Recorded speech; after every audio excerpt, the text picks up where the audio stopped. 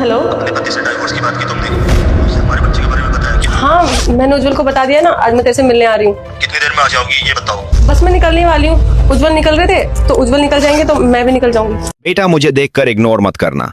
आज जो भी इस वीडियो को लाइक करके चैनल को सब्सक्राइब करेगा उसे 2 घंटे में खुशखबरी मिलेगी। यकीन ना हो तो करके देख, और जाते जाते कमेंट में हर हर महादेव जरूर लिख देना। एक काम करो, मैं ही छोड़ देता हूँ तुम्हें। चलो। नहीं नहीं, तुम क्यों छोड़कर आओगे? मैं ना उसके घर जाऊंगी। बताया ना उसकी तबीयत ठीक नहीं है तो घर जाना पड़ेगा। मैं कैब कर लूंगी ना, कहाँ तुम परेशान होगे फालतू में। अरे बदनामी करवाना चाहती हो क्या मेरी? चलो गाड़ी में छोड़ देता हूँ, इतना कुछ नहीं होगा, नहीं होगा लेट, टाइम से पहुंच जाऊंगा। चलो।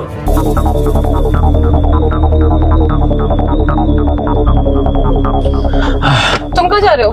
अब इतनी दूर आए हैं तो हालचाल ले लेते हैं ना उसका। अरे अब क्या तुम उतर के जाओगे? ऑलरेडी लेट हो गए ऑफिस के लिए। मैं तुम्हारा हेलो बोल दूंगी ना उसको। चलो ठीक है, उसको मैं हेलो बोलूंगा। बाय।